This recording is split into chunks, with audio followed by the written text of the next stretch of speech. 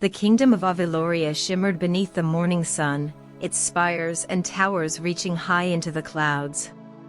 Banners fluttered gently in the breeze, and the sound of bells echoed from the palace walls.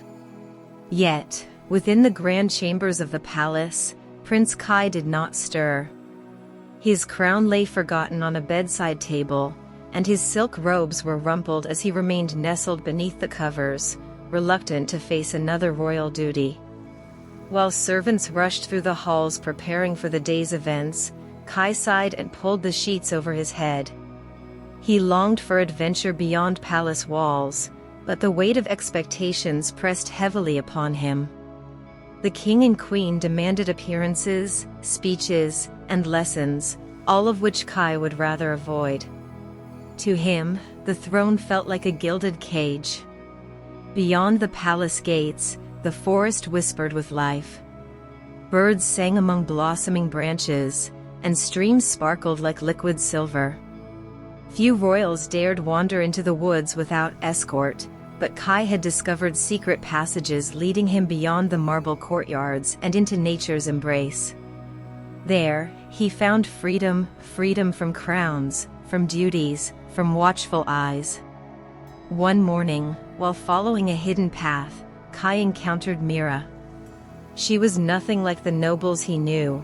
Her boots were worn, her braid practical, and her leather jerkin marked her as a commoner. She balanced a basket of herbs on one hip, and her steady gaze unsettled him. Kai had never seen such quiet confidence in anyone his age. Mira did not bow or curtsy. Instead, she tilted her head and asked why he wandered alone. For the first time, Kai did not hear words of flattery or fear, but simple curiosity.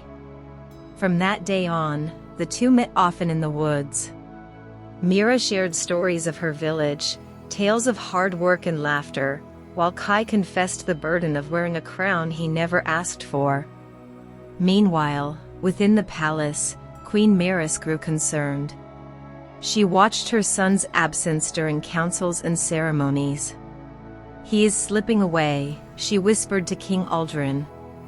The king, stern and unyielding, believed discipline would shape Kai into the ruler Aveloria needed. But Maris, gentle and wise, feared that force alone would only push her son further into shadows. Despite the weight of palace whispers, Kai felt lighter in Myra's company. She laughed easily, without concern for status or protocol. When she spoke of the stars, her eyes gleamed brighter than the night sky itself. And for the first time in his young life, Kai wondered if destiny could be chosen, not inherited. The day of reckoning arrived when the royal council summoned Prince Kai to the great hall. Noble lords and ladies filled the chamber, their jeweled collars glittering like stars. At the far end, King Aldrin and Queen Maris awaited their son. The council spoke of Kai's duty, of legacy, and of the trials he must soon face to prove himself worthy of the crown. Kai listened in silence, though inside his heart pounded. His father's voice thundered across the hall, demanding obedience. His mother's eyes, however, pleaded with quiet hope. The choice was no longer distant, it loomed before him. To refuse the trials would mean shame. To accept them would bind him to a destiny he did not yet desire. In the days that followed, Princess Ira, Kai's older sister, visited his chambers. Her braid shimmered like golden thread, and her simple gown contrasted the heavy robes of court. Ira understood her brother's restless heart, for she too had questioned the roles thrust upon them. "Courage," she whispered, "is not in denying who you are, but in facing the truth of it." When the day of the first trial dawned, the palace buzzed with anticipation. Trumpets announced Kai's approach as he stepped into the training grounds. Rows of courtiers and villagers had gathered to watch. The trial of strength awaited, to face the royal guards in a test of endurance. Kai tightened his grip on a wooden practice sword, though doubt lingered in his eyes. The guards advanced, their armor gleaming. For every strike Kai parried, 3 more followed. His arms ached, his breath burned, yet he remembered Myra's words in the forest. Freedom is not found by running, it is earned by standing. Summoning courage, Kai steadied his stance. Though bruised and battered, he endured until the horn signaled victory. The second trial tested wisdom. In the council chamber, Kai faced riddles of history, strategy, and lore. Scrolls lay scattered across the table, candles flickering against the stone walls. Myra's stories returned to him, simple tales of farmers, rivers, and stars. From them, he drew answers that astonished the court. Wisdom, he realized, did not dwell only in books. That night, Kai retreated to the forest. Mira awaited him beneath the silver glow of the moon, her basket of herbs set aside. She saw the weariness in his eyes and placed a hand on his shoulder. "The trials do not define you," she said softly. "Your choices do." In that quiet moment, Kai felt the truth bloom inside him. But beyond the palace walls, shadows stirred. Rumors spread of a forgotten maze hidden beneath the castle, a place where the final trial would test not only strength or wisdom, but the very soul of the air.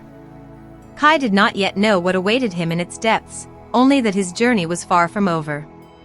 The night of the final trial arrived. Torches blazed along the palace courtyard as the people gathered, their voices hushed with anticipation. Beneath the grand archway, a staircase spiraled downward into the earth. Prince Kai descended alone, the echoes of his footsteps carrying him into the heart of the forgotten maze.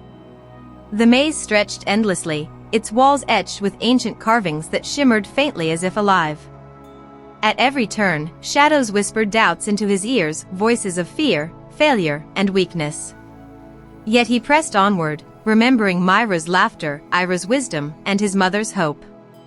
The crown could no longer be just a burden, it had to mean something more. In the maze's heart, Kai found a mirror of water shimmering on the floor. As he knelt beside it, the reflection did not show his rumpled tunic or tired face, it showed him seated upon the throne, a king both feared and adored. The vision tempted him, whispering that power alone would grant freedom. Kai closed his eyes, resisting the illusion. Instead, he placed the torch aside and whispered, "I am not my father. I will not rule with fear." The reflection trembled, then shattered into ripples of light. The maze walls softened, and a doorway appeared, bathed in golden glow. Kai stepped forward, lighter than he had ever felt before.